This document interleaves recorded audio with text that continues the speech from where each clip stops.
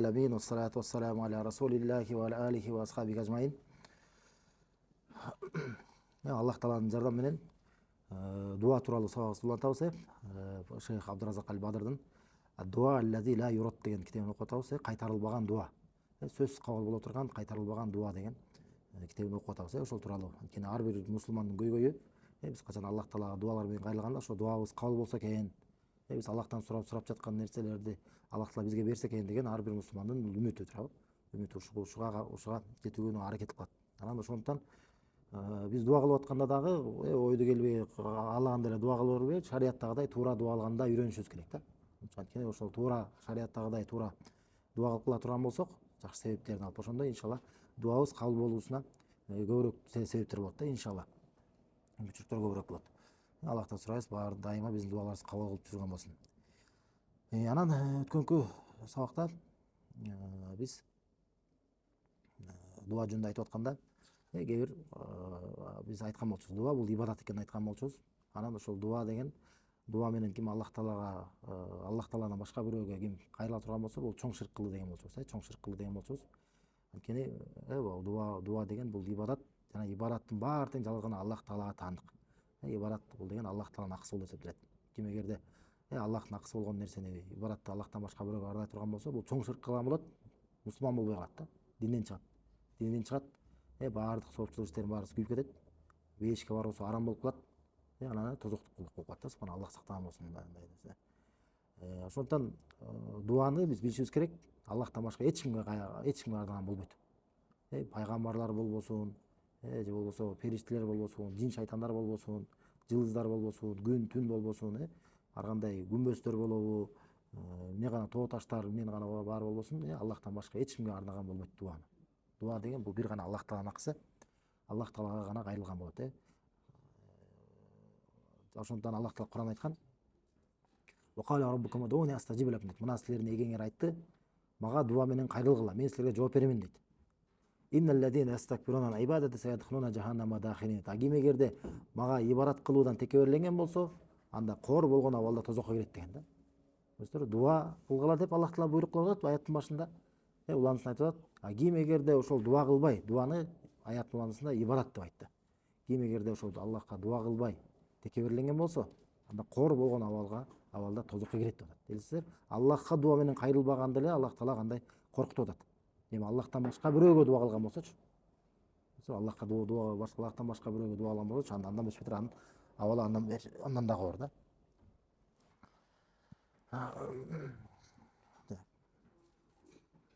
Эми ошо айткан болчубуз.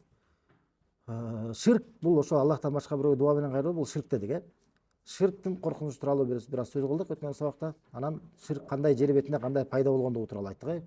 Жер бетинде кандай ширк пайда болду? Ибн Аббастын сөзүнөн биз ошол Нух пайгамбардын коомунда ширк кандай биринчи жолу пайда болгондугу тууралуу айтып, анан көрсөңөр шайтан дагы эмне деп түшүндүргөн болчубуз? Ширкке адамдарды ошол эң чоң адашуу болгон, эң чоң бале болгон ширкке түртүштөн дагы эмне кылды? Дароо эле түзмө түз эле ширкке түтүп салган жок да. Эмне кылды? Акырындан бираздан барып эмне кылды? Адамды, ошо коомду, Нух алейхиссаламдын коомун эмне кылды? Ширкке түшүрдү да. Ширкке түшүрдү. Анан бул жактан да ошол жалпы окуяны айтып бербейт. Ошондон дагы биз сабак алышыбыз керек да. Демек шайтан Аллах сактасын бизди ананчы көрсөңөр бир адамды адаштырыш үчүн эмне кылат? Акырындан иштейт да. Шашпай акырындан адамга ошол күнөөлөр деген мындай жөнөкөй көрүнө баштайт көзүнө. Көнүмүш адат болуп калат. Ошентип жүрүп анан адамды эмне кылат? Анан балеге түртөт да. Ошондуктан эмне кылыш керек? Аллах Таала Кур'ан айткан: "Вала таттаби хутубати шайтан" деген да. Шайтандын кадамдарынан ээрчебейле деген да. Көрсөңөр, шайтандын кадамдары болот да. Көрсөңөр, шайтан деген бир аз эле акырындан ошо кадамдар менен акырындан туура жолдон акырындан адаштырып келет да. Ошондуктан динди карманып атканда дагы биз сак болушубуз керек да. Динди карманып, намазга бекем болуп, ла иляха илlalloh тавхидке келип, сүннөткө карманып жүргөн болсок, биз сак болушубуз керек. Кичине күнөөлөрдөн дагы, андан беш бетер чоң күнөөлөрдөн дагы, жаман чөйрөдөн, ар кандай адашкандарды уккандан, ушундай ар бир адаштыруучу себептердин баарысынан биз колубуздан келишинче сак болушубуз керек да. Кайдыгер карабашыбыз керек. Ошондой жолдор менен акырындан жүрүп эмне кылат? Шайтан адаштырат адамды. Акырындан ошо балеге түртүрөт да. Көрсө, адашып калгандар дароо эле бир күндө эле ошентип калбайт. Көрсөңөр, жанагындай динден чыгып кеткендер, же атеист болуп калгандар, же такыр эле ушундай болуп калгандар дароо эле бир күндө эле ошондой болуп калбайт. Эмне болот экен? акырындык менен анан шайтан эмне кылат, адаштырат да.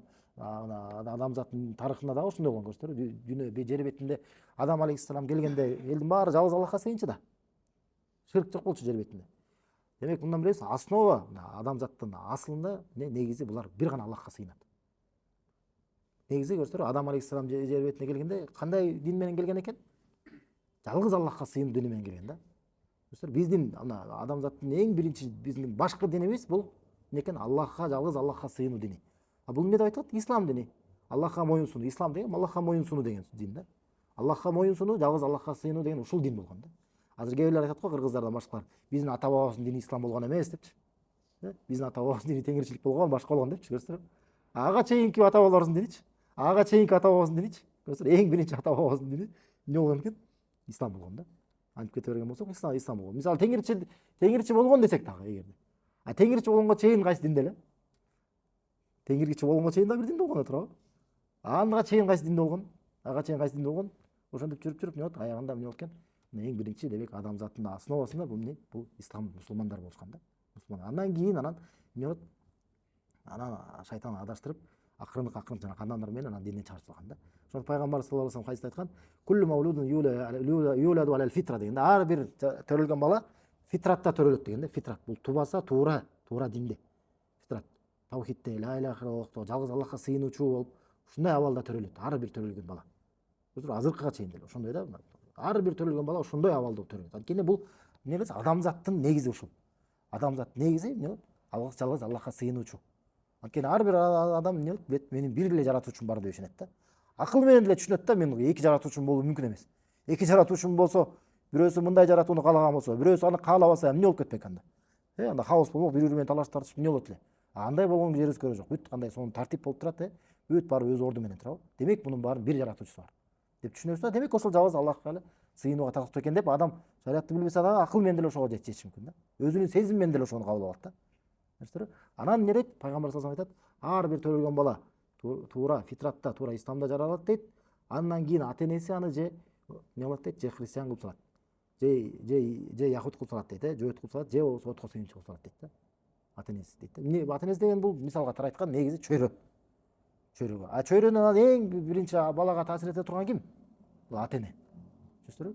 Ошондон ата эне болобу же башка болобу, ким? Чөйрөдөн сак болушубуз керек да. Чөйрөдөн сак болушубуз керек. Кооптуу да. Адам ошо пайгамбарыбыз кайсыда айткан? Ар бирөө ким менен достошуп жүргөнүн карагыла деген да. Ар бирөө ким менен достошуп жүргөнүн карагыла деген. Ошо бул дос бул адамды тартып кетет да ошол жака. Эң кооптуусу мына ушул динден адаштырып кете турган болсо.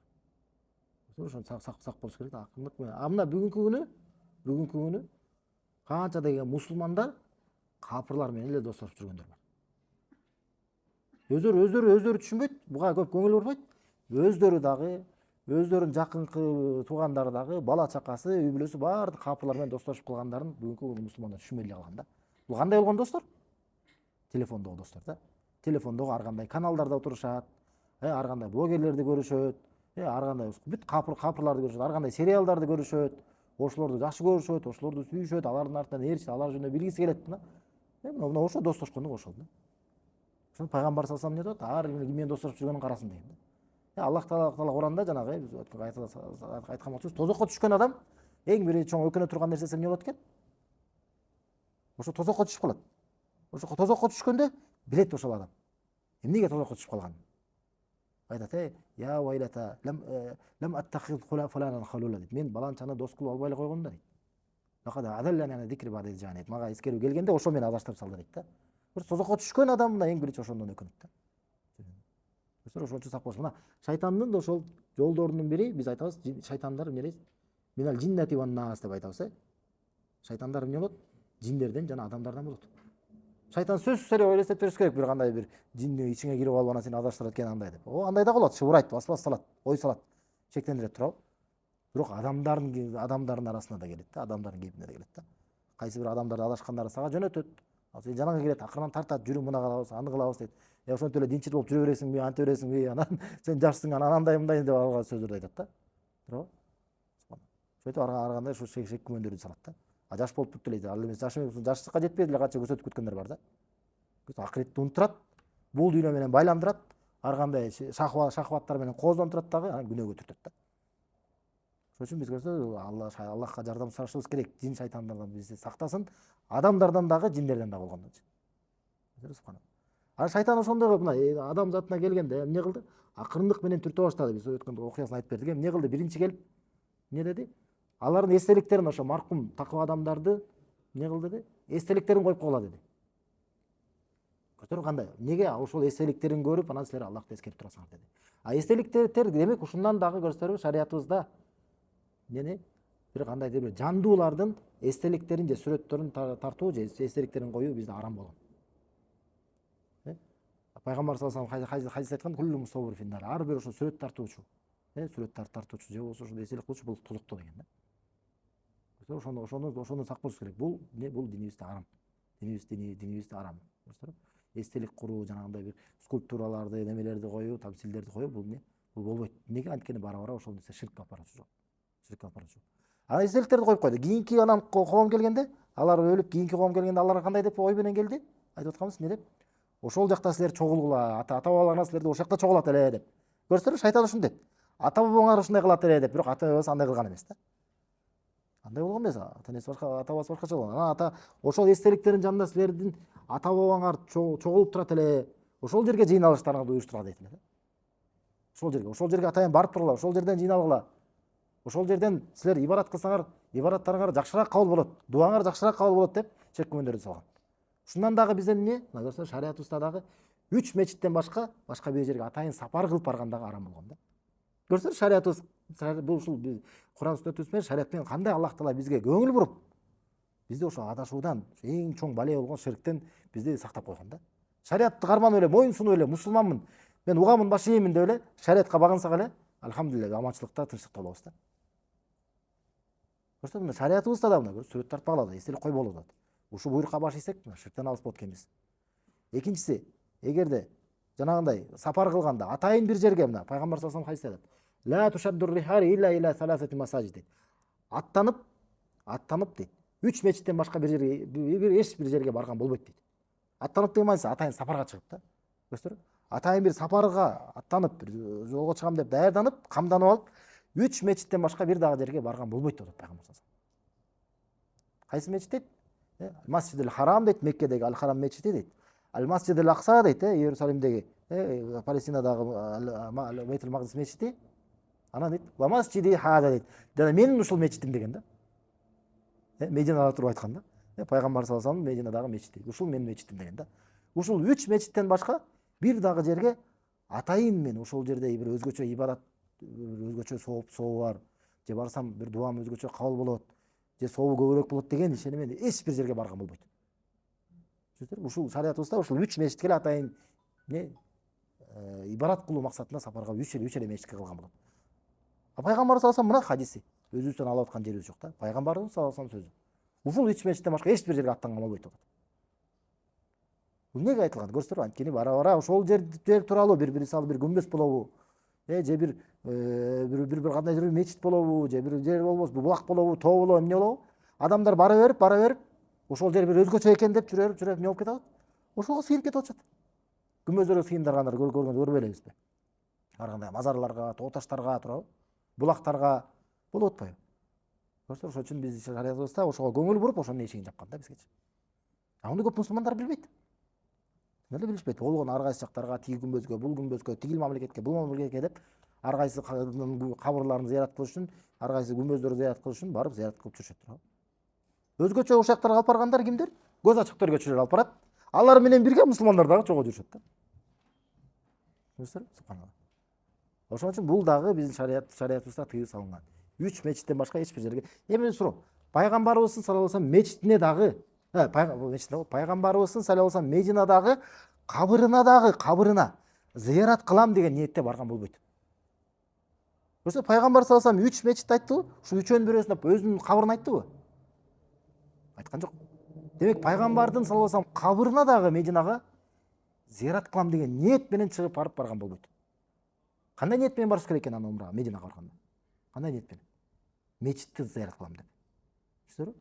Мединадагы мечитти зыярат кылам деп барса болот.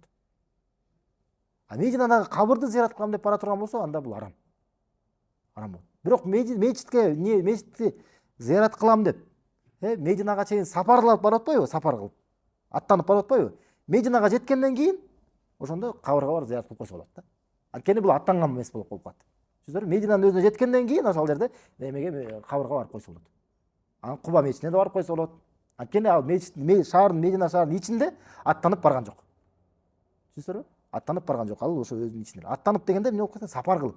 Анан өзүнүн аймагынан чыгып барып, атайын ушул жерди кыдырам деген максатта ибадат үчүн 3 эле мечитке жакка барса болот экен. Кайсы экен? Аль-Харам мечити, экинчи кайсы?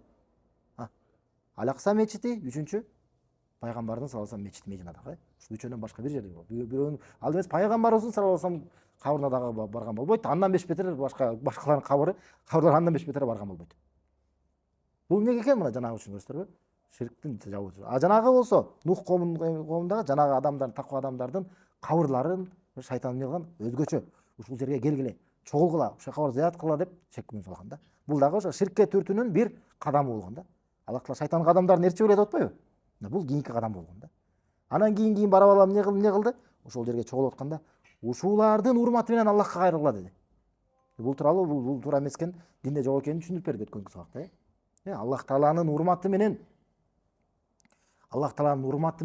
Аллах Таалага башка кимдир бирөөнүн урматы менен сураган Аллах Таалага. Бул адепсиздик.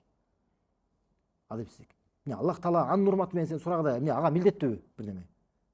Мен мунун урматына деп сурап койсоң, кой эми берип коюшум керек экен деп милдеттүүбү? Аллах Таала эч кимге милдеттүү эмес. Туурабы? Бул адепсиздик. Адепсиздик четтен чыгуу. Аллах Таалага кайра биз өз муктаждыгыбызды билдирип, Аллах Таалага биз кордуубузду билдирип, багынуубузду билдирип анан сурашыбыз керек да. Тигил үчүн мага берип кой дегендейчи. Тигин урматына берип кой деп туурабы? Аллах Таала эч кимге милдеттүү эмес. Түшүнүсүзбү? А жанагы хадис болсо, якобы Адам алейхиссалам Аллах Тааладан Мухаммаддын урматына сурады деген бул жалган. Бул жалган. Ошол убакта ошо менен тоткон болчу. Эми жалпысынан көрсөтөрбү? Мына эмне экен? Ширкке алып бара турган жолдун баарысын биздин динибизде тосуп жооп койгон. Биз бул буйга бизге көңүл буруу иретинде да.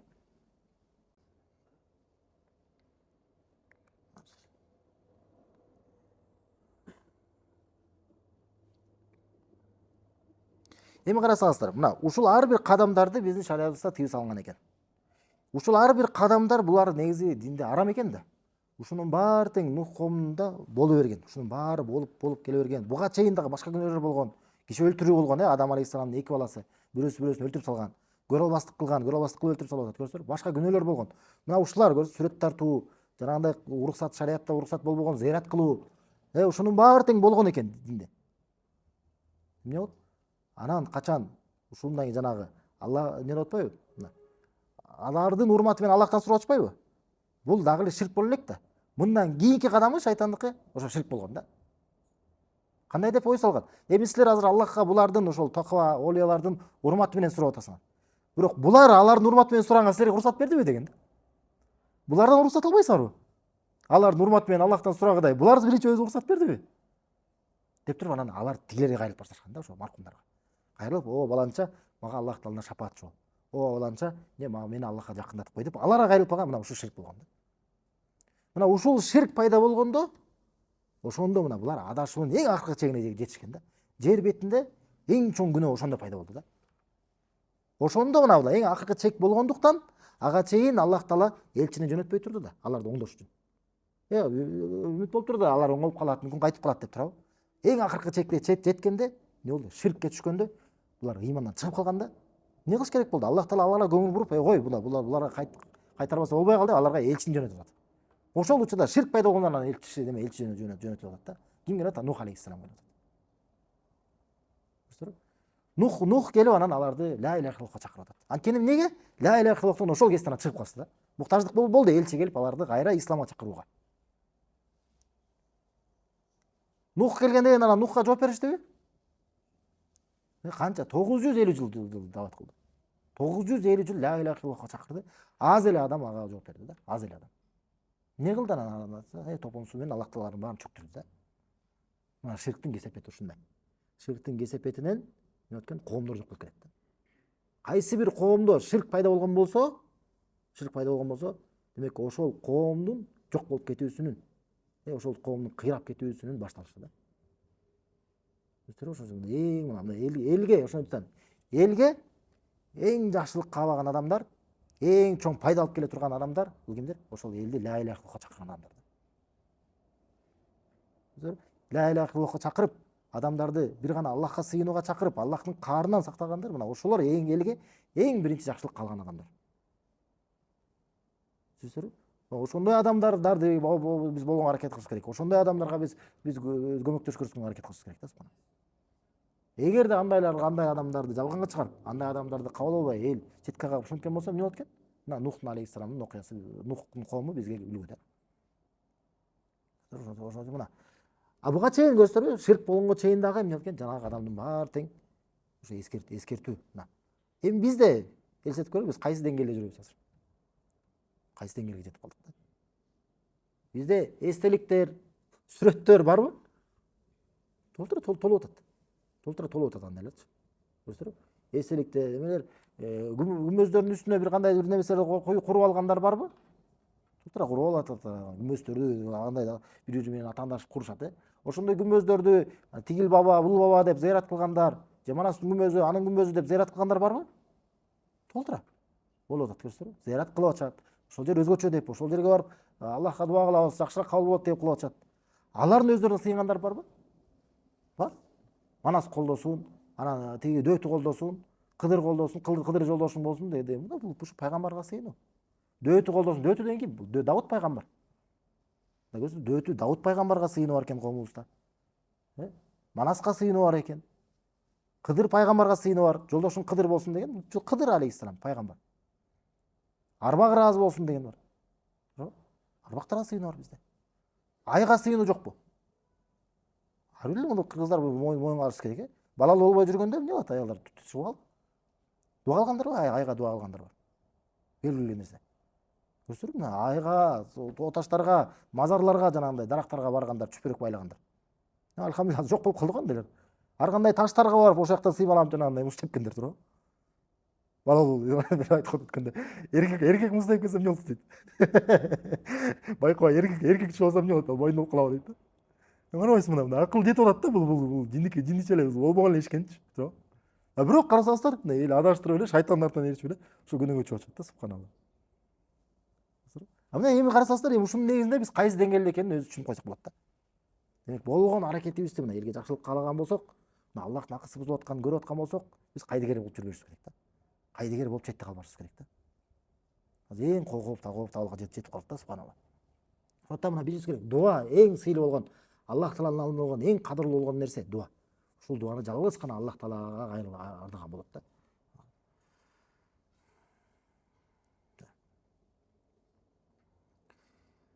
Эми бул дуанын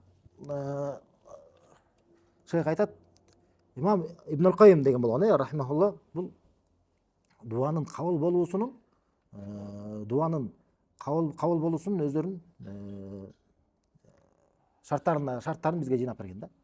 Ошол шарттар кабыл боло турган болсо, айтат Ибн Кайым, фа инна хада дуа ла якаду юрадду абадан. Эч качан мындай дуа, эч качан кабыл болбой калбайт дейт да.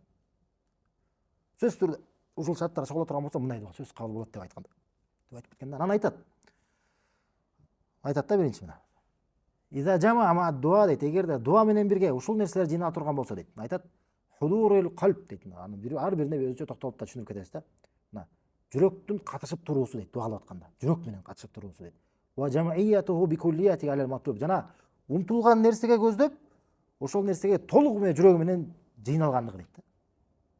Биринчиси айтат, ва садафа вакта мин ауқат ижабати сит. Жана дуага кабыл болот деген 6 бир убакыттын бирөөсүнө туура келип кала турган болсо. Айтат, мисалы дейт, ва сулусал лейлил ахир дейт, түндүн акыркы 3-чү бөлүгү дейт. Азан убактысында дейт, азан менен коматтын ортосунда дейт. Парыз болгон намаздардын аягында дейт. Жана имам качан жумада минбарга чыккан кезде, качан намаз бүткөнгө чейин. Ошол кезде. Анан айтат, акыркы ошол жума күндүн асыр намазынан кийин шамга чейинки эң акыркы саатында. Ушуларда ар бирине токтолуп кетебиз да, далилдер мененчи. Ушулар чогула турган, ушулардын биринде. Анан ушулар менен бирге дейт. Осадафа хушуан фил калб. Жүрөктө болгон неме болсо, хушу болсо дейт. Аллахка багынуу, моюнсунуу, Ванкисарын байна еде раб, жана Аллах Тааланын алдында болгон ошо умтулуусу, багынуусу, моюнсунуусу, вазулулан ва тадарруан ва риққатан, жана Аллахка болгон эмне өзүнүн муктаждыгын сезүү менен, моюнсунуусун сезүү менен, ошолор чогулса мындай жумшактык менен дейт Аллах Таала. Айтат: "Вастиқбали да'i кыбла", жана кыбла тарапты умтулган менен. Кыбла тарапты. Кыбланы карап алып. Мединага келип умра кылгандар бар. Кыбла бияқта турса, пайгамбардын мечитине дуа кылгандар бар да, кайрылып. Кыблага далын салып алып. Хадистерде кыблага карап дуа кылса деп келген да. Далын салып кыблага, пайгамбар кыблага тарапка. Далын салып пайгамбардын кабырына карап дуа кылгандар бар. Кандай абалга жетип калганбыз, субханалла. Буга көрсө ушул дуа сактала турган болсо, анан вакана аля тахара, жана даарат менен болсо. Варафа яде илала, жана эки колун Аллахка көтөргөн болсо. Аллахка көрсө үстүгө, Аллах Таалага. Көрсө Аллах Таала үстүдө да, Аллах Таала арштын үстүндө, асмандардын үстүндө. Үстү эмнеге карап, анда дуа эмнеге өйдөгө карап атабыз? Аллах Таала үстүдө бийикте болгондучу. Мына ошого хадисте келгенде, качан пенде эки кол менен Аллах Таалага кайрылса, Аллах Таала ошону пустой дейт да, мына эч нерсесиз кайра түшүрүп коюудан Аллах Таала уялат дейт да. Мына ошол нерсе. Анан айтат, жана ошол хадисте айтат, Аллахка көтөрсө деп пайгамбар саллаллаху алейхи ва саллям айтат. Аллахка көтөрсө дейт эки колун дейт да. Жана ошол дуаны баштап атканда Аллахка мактоо айтса, Аллахка мактоо айтуу менен, андан соң пайгамбарга саллаллаху алейхи ва саллям, Мухаммадка элчиси жана анан кул болгон пайгамбарга салават айтуу менен, жана тобонун алдында, дуанын алдында тобо менен истигфар менен баштаган болсо биринчи. Тобо истигфар кылып, анткени күнөөлөр тоскоолдук да дуанын. Күнөөдөн тобо кылгандан пайгамбар саллаллаху алейхи ва саллям эмне деп айткан? Күнөө кылбаган сыяктуу деген да. Ошо күнөөдөн кутулуп туруп, көрдүңүзбү? Чыныгы тобо ыхлас кылып. Андан соң Аллахка кирсе дейт. Аллахка умтулса, суранып. Анан сурап атканда аябай берилүү менен сураса. Мен сурап койдум болду, андай эмес. Аябай берилип сураса дейт. Жана Аллах Таалага жагынуу менен дейт да. Мен сурап атканда адептүүлүк менен. Ошентип кайрыла турган болсо, жана дуа учурунда коркуу жана үмүтү болсо, коркуу менен үмүтү, жана Аллахка жакындаса, анын ысымдары менен, сыпаттары менен, жана анын жалгыздыгы менен, тавхид менен. Жана дуанын алдында садака берип койгон болсо.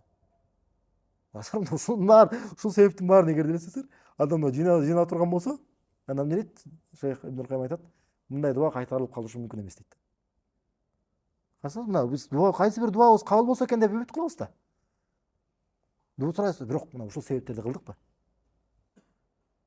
Анан дуабызга кайтарылып болбойт, дуабызга жооп болбой атат дейбиз да. Себептерин туура кылдыкпы? Мына ушул себептерди кыла турган болсок, иншалла мындай дуа кайтарылып, мына жооп болбой калышы мүмкүн эмес. Анан акыркысы айтат, жана ушул дуа айтып аткан дуалары дагы пайгамбардын сөздөрүнөн болгон дуалардан болсо дейт да. Пайгамбар айткан дуалар, анткени эң туура дуалар да, эң катадан сак болгон. Сөздөрүндө туура болгон. Ошол пайгамбардан алынып турган жана Аллах Тааланын эң улуу ысымдарын камтый турган.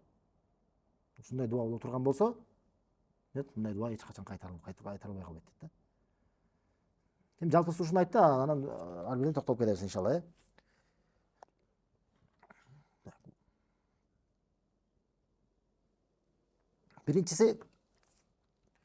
Биринчиси бул худурул калб ва ижтимау алал матлуб дейт.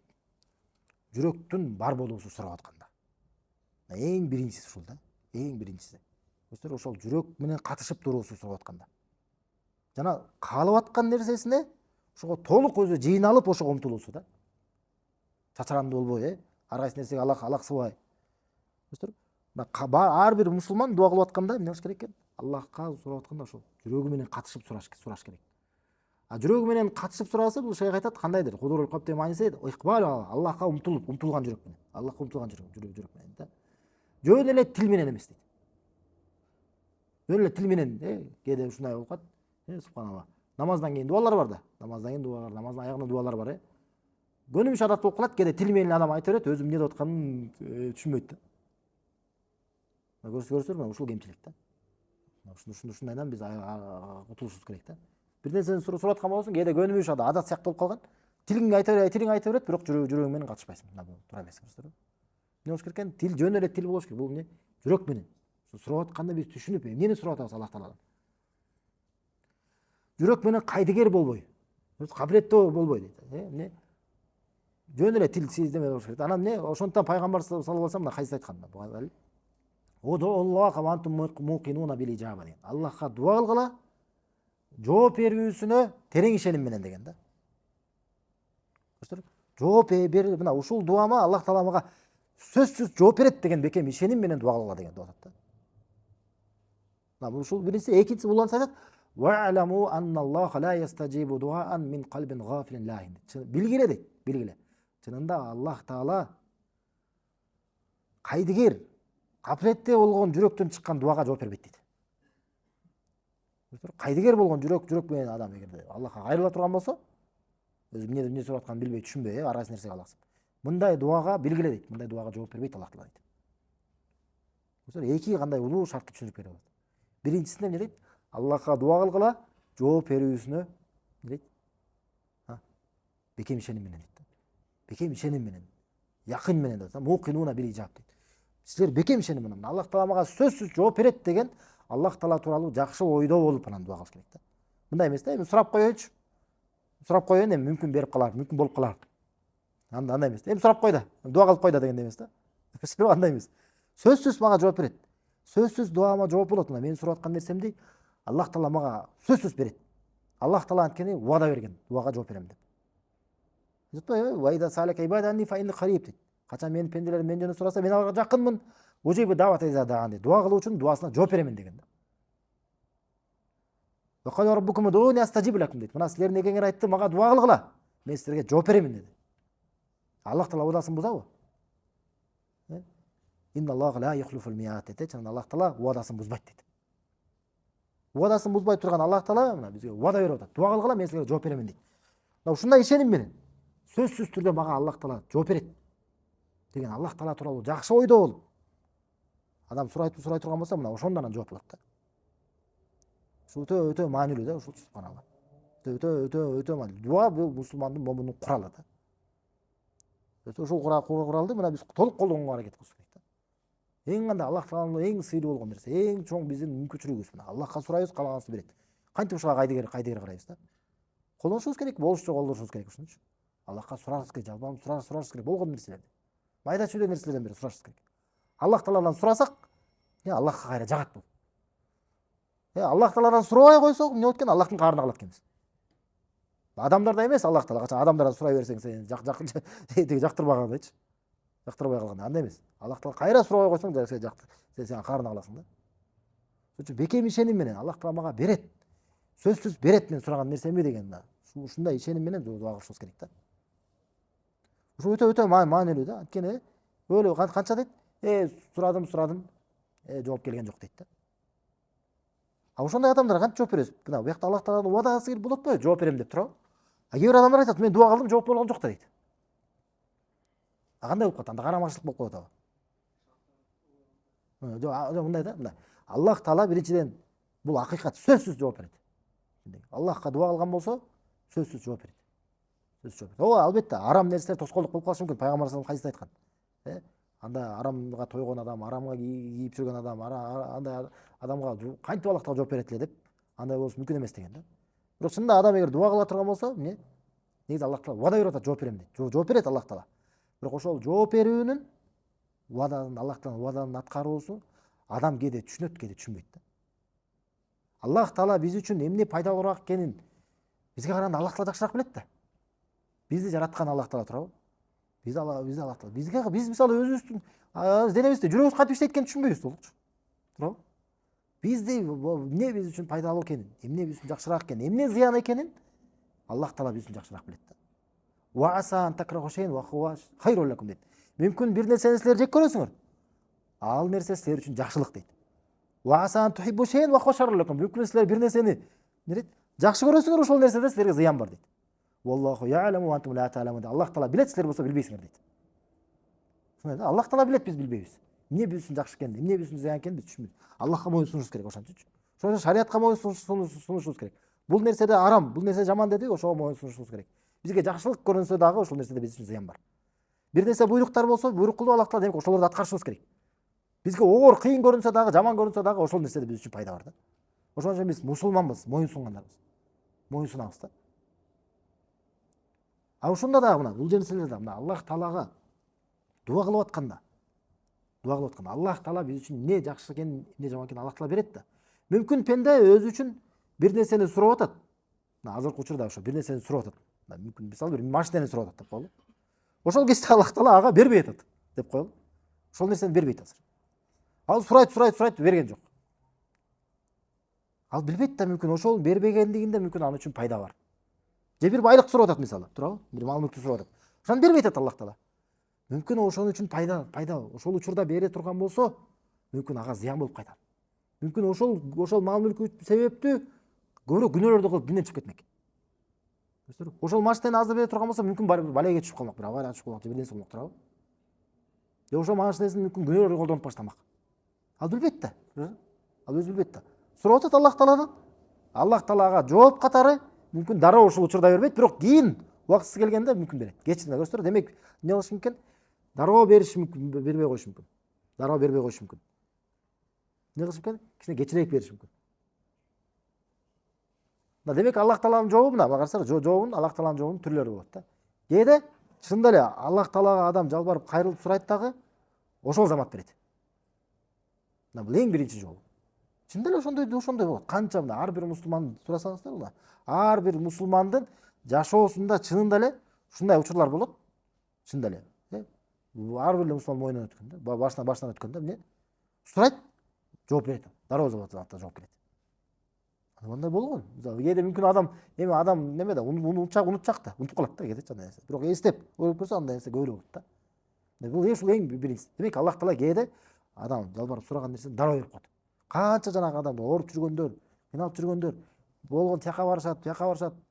Анан баарынан үмүт үзгөндөн кийин анан аягында Аллах Таалага кайрылып, Аллах Тааладан башка эч ким жардам бербейт экен деп кайрылып калганда кандай таң калыштуу болуп, дайы арылып, ошо оордон арылып, дагы сакайып кеткендер бар. Аллахтан башка эч ким, жалгыз эле Аллах Таала жардам берет. Мүмкүн башында ошондон баштаса, мүмкүн эрте эле айыкмак да. Анткени башында мүмкүн башка бирөөгө, тиги доктурга, бул нерсеге, бул дарыга андай жүрөгү байланып тургандыр. Качан анын баарынан үмүт үзүп, бир гана Аллах Таала жардам бере алат экен деп, ошондой кылып Аллахка кайрылганда дароо жардам келип калат. Бул сөзсүз эле оору менен эмес. Баардык иште ошондой да, баардык иште. Мисалы биз даават ишибизде дагы ар бир адамдарга, бул жака, мисалы могу азыр расмий деп атабыз, тигил деп атабыз, бул документ, бул нерселерге биз таянбашыбыз керек да. Аллах Таалага таянышыбыз керек да. Иштерибиздин натыйжасы жакшы болуп кетүүсү Аллах Тааланын жардамы менен да. Ушундай кылып коюшу мүмкүн кээде адам, Аллах Таала. Бир адамдарды оор абалга салып коюшу мүмкүн. Аягында бир гана Аллах Тааладан башка баарысынан үмүтүн үзүп коюш үчүн да. Аягында анан Аллах Таала, жалгыз эле Аллах Таала жардам берет, Аллахтан башка эч ким жардам бербей калды дегенде, ошол кезде жардам берип коет да. Бул гана бизге пайда, бул Аллах Таала бизди тарбиялап атат да.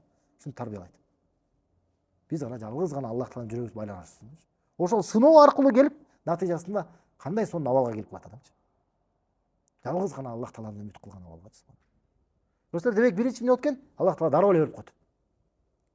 Анын көпчүлүгү ушундай. Кээде учурда эмне болот? Демек, дароо бербейт экен. Ошол учурда ошол сураган нерсесин азыр бере турган болсо, ага зыян болуп калуун Аллах Таала билгендиктен эмне кылат? Кечирээк берип коет да. Азыр бербейт, бирок кечирээк берет. Неге? Анткени ошол убакта берсе, ага мүмкүн зыян болуп калмак. Ага бир бале болуп кайтмак. Ошол менен күнөө кылып калмак. Түшүндүрбү? Эмне кылат? Кечирээк берип коет сураган нерсесин. Ушул дагы мына Аллах Таала демек убадасын аткардыбы? Жооп берем деген. Аткарганда дагы эң сонун аткарды. Ал өзү каалаганда дагы жакшы аткарды да. Анткени ал үчүн эмне зыян экен, пайда экен Аллах Таала билип турат. Буга далил дагы карасаңыздар, Юсуф алейхиссаламдын окуясы. Юсуф пайгамбар окуясына Куранда келет, толган окуясында эмне болот? Ал бир убакта эмне болуп калат? Түрмөгө отуруп калат. Түрмөгө отуруп калганда жанындагы эки адам, бирөөсү алар чыгып атканда, түрмөдөн чыгып атканда, бирөөсү чыгып атканда ага айтат, чыкканда тиги башчыга айтып кой, мен жөнүндө эскертип кой дейт да. Эскертип кой, кутулуп койм, жакшы сүйлөп кой деме, жакшы айтып кой депчи. Мында күнөөсүз сүйлөп отурат экен дегендей депчи. Жардам берсин, чыккысы келген да Юсуф алейхиссалам. Чыккысы келет да. Анан ага айтып кой деген. Ал чыккандан кийин унутуп калат. Унутуп калып айтпай коет. Канча жыл өтүп кетет да. Бир топ жыл өтүп кетет. Юсуф каалап атабы бир нерсени? Каалап атат. Бирок Аллах Таала башка нерсени каалап турган да. Эмне болот? Андан көп жыл өткөндөн кийин ошол убакыттын жердин падышасы бир түш көрөт да. бір қызықтай башкача түш көрөт дагы. Анан элдин баарын илимдүү дегенди баарысын жыйнайт да. Баарысын жыйнап анан түштү жоргула дейт. Эч ким жоргулбай коет да. Бул себеп маанисиз эле түштөрдү андай мындай деп ар кайсын айтат. Анан ошондо жанагы түрмөдөн чыккан жанагы бала ошондо ошол киши Юсуфту эстейт да. Анткени түрмөдө ал менен чогуу отурганда Юсуф анын түшүн жооп берген да. Анан билген да, ана чын эле туура жооп берет экенин, анын тажрыйбасында да көргөн да. Ошондо эстеп, жанагы түрмөдө бар деп ошондон эскертет да, канча жылдан кийин. Анан карасаңыздар, барып анан Юсуфка барып, түрмөсүнө ошол жерге кирип анан түштү жооп бер дегенде сонун кылып жооп берет да. Кийин элге дагы баарына пайдасы менен кайта тургандай кылчу. Юсуф тууралуу Куранда окусаңыздар, толук окуясы келет да.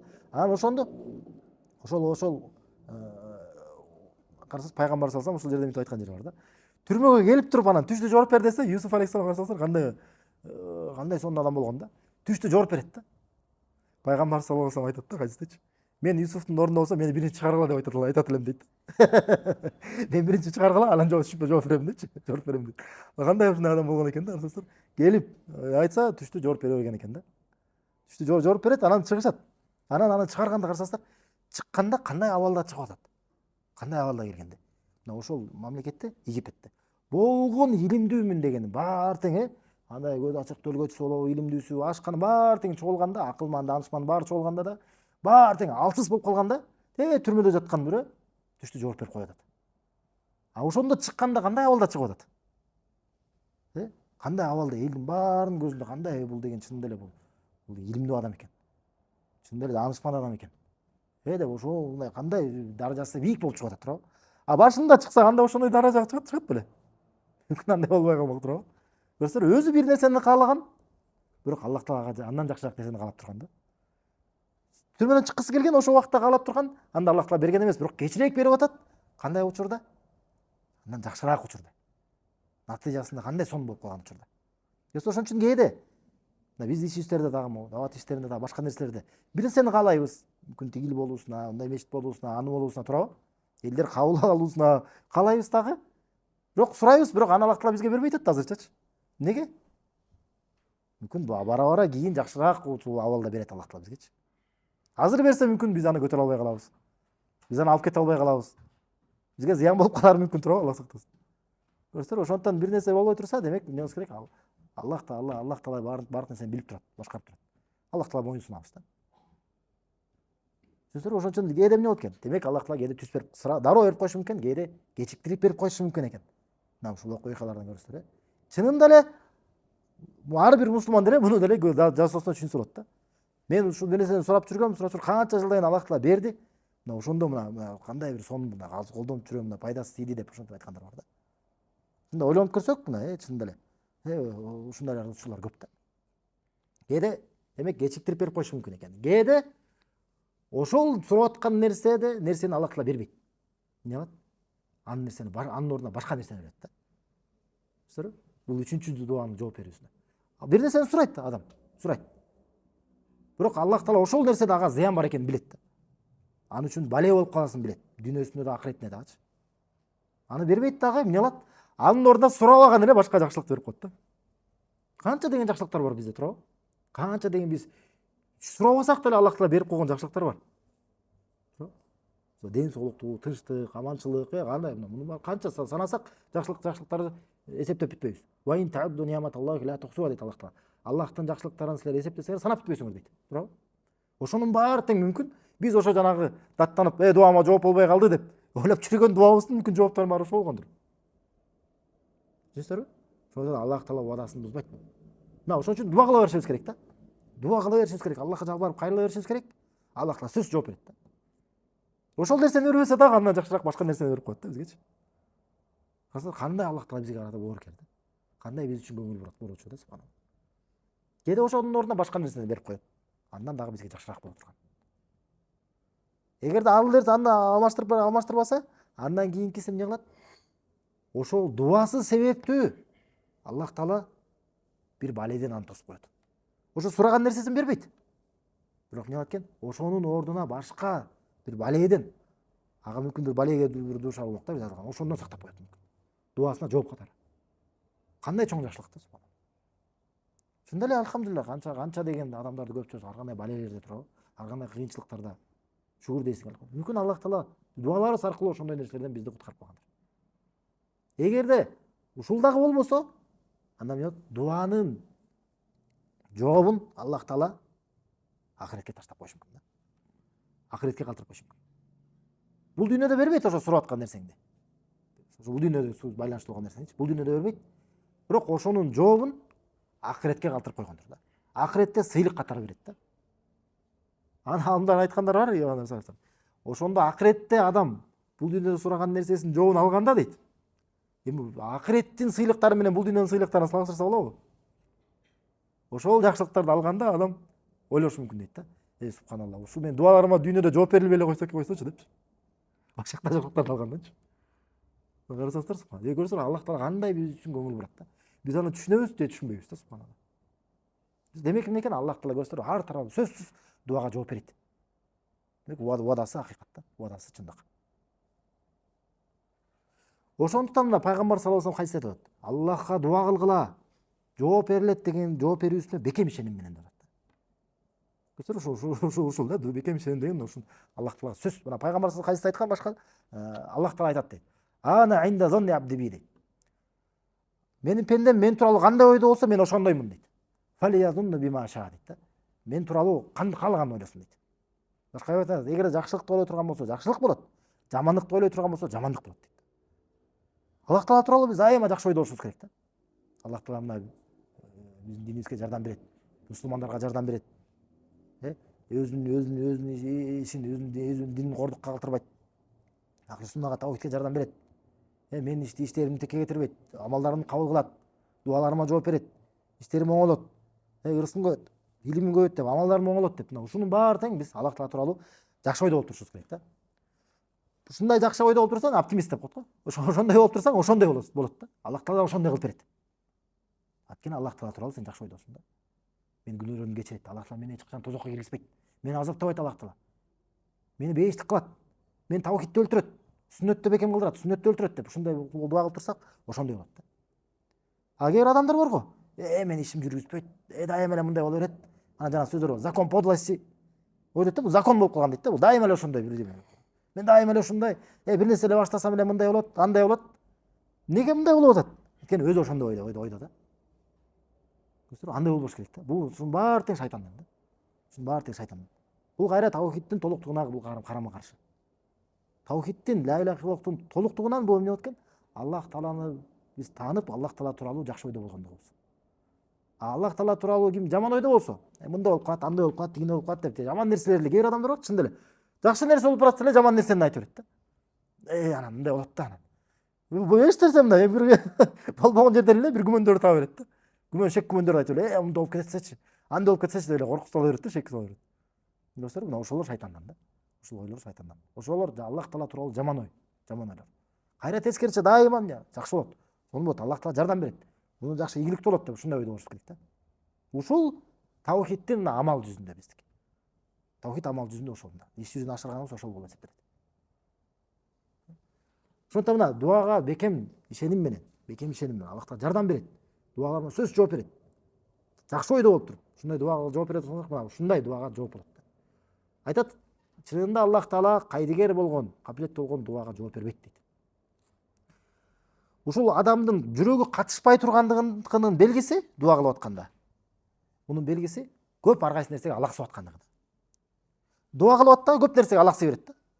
Ана мисалы таштарга, же кийимине, же мисалы паласка, ушу бир нерсеге алаксый берет да. Дуа кылып аткан адамды бирок бир нерсе, же эки жакка карай берет да. Дуа кылып аттан мынтип тура берет да, мынтип эки жакка карапчы. Ар кайсы нерсени айланып. Мына ушул деген эмне экен? Демек жүрөгү ошо катышпай тургандыгынын белгиси да. Же телефон менен алаксыш мүмкүн көрсөңүр. Мына ушунун баары эмне? Мына ушундан баарынан сак болушубуз керек да. Мына ушул нерселер биз дуабыз кабыл болбой калуусуна себеп тоскоолдук болуп калышы мүмкүн да. Бир күнү Умар ибн Абдул-Азиз, падышалардын бири болгон, таква адамдардан, табийиндерден болгон. Бир адамды көргөн. Аллахка дуа кылып аткан болот. Аллахка дуа кылып атып, колдорунда бир таштар кармап отурган болот да. Аллахка дуа кылып, бир колдорунда таштар бар экен да. Ошондо айткан экен Умар ибн Абдул-Азиз. Ала улқитал хаса ва ахласта илаллахи дуа. Сен эмнеге дейт? Сен эмнеге ошол таштарын ыргытып Аллахка дуаңды ыкыластуу болбойсуң деген да. Таштарын таштабайсыңбы? Аллахка дуаңды ыкыластуу болбойсуңбу деген да. Көрсөңөр, жана таштар менен алаксып аткандыгы бул ыкыластуулуктун карама-каршылыгы деген да. Көрсөңөр. Ошондой эле бүгүнкү күнү мына Шейх Абдыразак айтат. Бүгүн биз табабыз дейт, биздин учурда ошол таштардын башка бир түсүндө келип калган дейт да. Адамдардын көпчүлүгү убактысын ала турган дейт. Көпчүлүгү ала алсын. Алардын жүрөктөрүн алаксыта турган дейт. Жана көпчүлүк аларды ошол алаксытып, мына ибараттан дагы күнөөлөрүн табуусуна көп себепкер болуп турган, субханалла. Биз ошолорго айтат элек дейт да. Сен ошол телефонуңду таштап, дуаңды ыкыластуу болбойсуңбу депчи. Көрсөңөр, субханалла. Намаз бүтсө дагы шашылып, мына канча, субханалла. Шашылып, телефонду алаксыйт да, субханалла. Дуа кылып атканда телефон, мисалы, телефонду чалып эметет. Ошолорго мына Умар ибн Абдулазиздин сөзүн айтсак болот да. Сен эмнеге телефонуңду таштап, эмнеге Аллахка дуаңды ыкыластуу болбойсуң депчи. Ошол жүрөктүн катышпай тургандыгы, ошол умтулуп турбай тургандыгы белгиси да, ошол нерсе, субханалла. Жана дуада дагы мындай кээ учурлар бар да, жанагындай. Аллах сактасын, эми бул өтө чоң бир бале да, бале. Ошо адамдар түшүнбөйбү. Дуа кылып атканда башка нерсеге алаксымак турсун, дуа кылып атып күнөө тапкандар бар. Дуа кылып атып күнөө кылгандар. Кандай? Дуа кылып атып, ошол дуасы менен рия кылгандар бар да. Мисалы, Мекке Мединага барабы, умрага барабы, же бул бир мечитке барабы, ошондой турат дагы. Анан дуа кылып аткандын сүрөкөтүн көрсөтөт дагы, мынтип сүрөткөтү, анан жанындагы сүрөткө тартып койчу дейт да. Субханалла. Караса, дуа кылам деп атат. Эң улуу Аллахтын алдында болгон сыйлуу нерсе да, эң кадырлуу болгон нерсе. Эң чоң ибаратты кылам деп туруп, кандай эң чоң күнөөгө түшүп калып атат да, рияга түшүп калат, ширк боло турган. Кичине ширк боло турган, субханалла. Караса, шайтан кандай адаштырып коет да, субханалла. Сооп табамын деген келип кандай чоң күнөө менен кетип атат да, субханалла.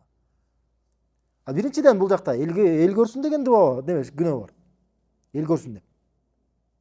Эмне бул эл көрсүн үчүн, бул Аллах үчүн дуа кылып аткан жок да. Бул ачыгыраак айтсак болот, бул адамдарга дуа кылып атат да. Адамдар үчүн ибарат кылып атат да. Көпчүлүк канчалык просмотрлар болсун, андай деп мактасын деп, субханалла. Ал тууралуу кандай таква экен, дуа кылат экен, умрага барып келиптир, ажылыкка барып келиптир деген ойдо болсунчу. Ошондой эле болуп коет. Дуа кылып. Анан биринчиден рия, эл көрсүн деген ширк болот. Экинчиден жалган. Жалган да бул. Дуа кылып атабы ошол? Дуа кылган жок да. Дуа кылган жок, калпайт атпайбы бул, субханалла. Иши менен калпайт атпайбы? Дуа кылып аткандын жүрөкөтүн кылып атат. Аллах Таала Кур'анда айтат: ولا يحسبن الذين يفرحون بما أتوا ويحبون يحمد بما لم يفعلوا فلا تحسبنهم بمفازة من العذاب. Жана кылгандарын кылып дейт өзүнүн иштерин. Жана айтат, өздөрүнүн кылгандары менен дейт, сүйүнгөндөр дейт, күнөө иштери менен, адашуулар менен сүйүнгөндөр дейт. Жана дейт, өздөрү кылбаган нерселерине адамдар аларды мактаганын жакшы көргөндөр дейт. Сен эч качан ойлобо дейт, алар азаптан кутулат экен деп. Аллах Таала пайгамбар саллаллаху алейхи ва саллям, алар кылбаган нерселери үчүн адамдар аларды мактагандыгын жакшы көргөндөр, эч качан ойлобо алар азаптан кутулат экен деп. Аларга кор боло турган азаптар бар дейт да. Валахум азабун мухин дейт. Бул кандай, мына көрсөңөр, мына дуа кылып атат да. Дуа кылдыбы ошо, ишти кылдыбы негизи? Дуа кылдыбы? Кылган жок. Бирок ошол дуа кылбаган иши үчүн адамдар аны мактаганын жакшы көрүп атат. Мына Аллах Таала ушулар жөнүндө так айтып атат, көрсөңөр. Өзү кылбаган нерсе үчүн адамдар мактаганды жакшы көргөндөр, сени ойлобо дейт, алар азаптан кутулат деп. Аларга кор боло турган азап бар дейт да. Жана ушуга дагы тиешелүү кандай бар? Жана кээде мындай болот да. Мына кээде кээ адамдар түндө уктаган жок да. Түндө ана кээде тамаша катары мынтип келет да. Субханалла, түнү бою уктаган жоксуң. Түнү бою намаз окуп катсаң керек да, десе, тиге жагат да. Каткырып мынтип күлөт да. Разы болупчу. Жагып атат ошол нерсечи. Туурабы? Мына ушул туура эмес, көрсөңөр, кандай шайтан ушул базарып коет да, субханалла. Көрсөңөр, мындай тамаша, күлкү тамаша болуп кетип эле, кандай күнөөлөр түшүп калышы мүмкүн, субханалла. Ошо сак болушубуз керек да. Сен түнү бою намаз окуп чыксаң керек да, сен мынтип жүрдүң да, анан андай десе, түнү бою Кур'ан окуп аттың да десе, мынтип дейт. Бул илгерки имамдарда, сахабаларда андай, кандай? Дароо андай ойдон өзүнөн жок кылат эле да. Бир күнү жанагы Саид ибн Жубейр деген өзүнүн чогулушуна шакирттерине келгенде, түндө бир жылдыз түшкөн болот да. Анан келип түндө жылдыз түштү ким көрдү дегенде бирөө айтат да, мен көрдүм, бирок намазда эмес болчумун дейт да, сразу айтат. Мен көргөм, бирок намазда эмес болчумун деген да. Анткени адамдар ойлоп калбасын. Ал түнү бою мен демек уктабай жүрсөм, демек намаз окуп аткан экен деп ойлоп калбасын деген да. Көрсөңөр, агер адамдар ойлоп калышы мүмкүн, бул түндө окуса бул деген түндө көрүп аткан болсо намаз окуп аткан экен да депчи айткан. Жок, мен деген дем салып бериштеп бирөөдөн сурап аттым дейт да. Мени бир чаян чагып салып дейт да. Ошо окуган үчүн деп берет. Көрсөңөр, алар эмне экен? Кандай болгон экен? Андай шек күмөн бирөө тууралуу ал жок ушундай бир жакшы экен, же мындай кылыптыр деген сыяктуу шек күмөндөрдүн баарын алып салат эле дароо элечи. Жок, ойлобо мен андай. Көрсөңөр, мен андай кылган жокмун деп айтыш керек да. Көрсөңөр, кооптуу да жанагы нерсе. Кылбаган нерсең менен ошону мактаганды күтүү да. Кылган нерсең менен мактаганды күтүү өзү рия да. Сен кылбаган нерсең менен рияны күтүү андан беш бетер да, субханалла. Кылбаган нерсең менен адамдар мактаганын каалап турсаң, субханалла. Көрсөңөр, ушул жүрөктүн амалдарынан ушул нерселерден сак болушубуз керек да, субханалла. Анан экинчи дагы окуя карасаңыздар, жанагындай бар. Илгеркилердин кандай абалдаганда болгон да, сахаба табииндер. Ошол адам түндө мен уктаган жокмун дегенде анык билет эле дейт да. Жакынкы адамдары, түндө бул уктабаса, демек бул түнү бою намазда болсо керек деп ойлойт эле, билет эле дейт да. Мен түндө уктаган жокмун десе, булар азыр мени түндө намазда экен деп ойлойт эле деп. Бүгүнкү күндө негизи бирок түндө адам уктаган жокмун десем эмне деп ойлойт? Жүрүңдер тинчилеп. Жүрдүңдер бир нерсе кылып деп. Ошондой да. Көрсө, негизи бул деле, көрсө, мусулмандар тууралуу негизи жаман ой да. Кандай окуганда. Негизи кайра мусулманга жакшы ойдо болушубуз керек, жакшы күмөн табышыбыз керек ушундай нерселер бар да. Бул жак. Бирок адамдын өзүндө эгерде жанагындай болсо, өзү бир ибадатты кылбаган болсо, же бир өзү бир деңгээлге жетпеген болсо, адамдар ушундай деп айтып атса, мисалы кээде караке же хафиз деп мисалы бирөөнүчү айтат да. Айтыш керек, мен толук Куран жаттаган эмесмин. Же мен мындай эмесмин. Жок, мен мындай деп болгондо айтып коюш керек да. Жанагы айтат го, жана мисалы шейхтер деле демелер деле андай айтып атты, бирөө намазда турат дейт. Намазда турса, жанында адамдар мактайт дейт. Кандай субханалла, кандай окуп атат, кандай дуалар кадаш десе, бурулуп айтып атат, мен орозо мен оозумда бек депчи. Кооптуу көрсөңөр. Кооптуу. Канчалык деңгел бирок карасаңыз кооптуу эле, ошондой эле сыяктуу абал болуп калып атат да. Умрага ошого чейин барышат. Кылбаган нерсесин көтөрүп алган дуа кылып алып отурушат да, субханалла.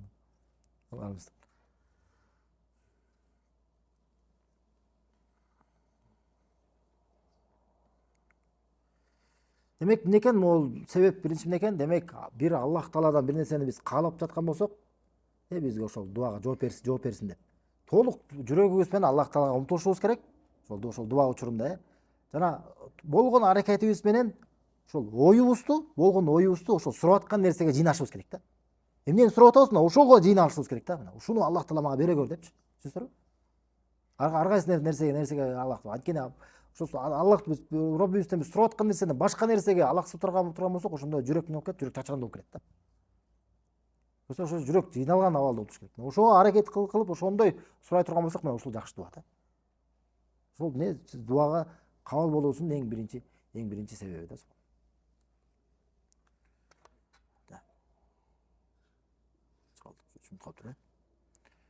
Эми экинчи себебин жанагы 6 убакыт дуа кабыл болуусунун 6 убактысы бар. Пайгамбар саллаллаху алейхи вассалам хадистеринде айтканда, ушул убакыттарда ким дуа кылса, сөзсүз жооп болот депчи, жооп болот. Эми муну иншалла Аллах жардам берсе, кийинки сабакта өтөбүз иншалла. Субханака Аллахумма ва бихамдика, ашхаду ан ла иляха илля анта, астагфирука ва атубу илейк.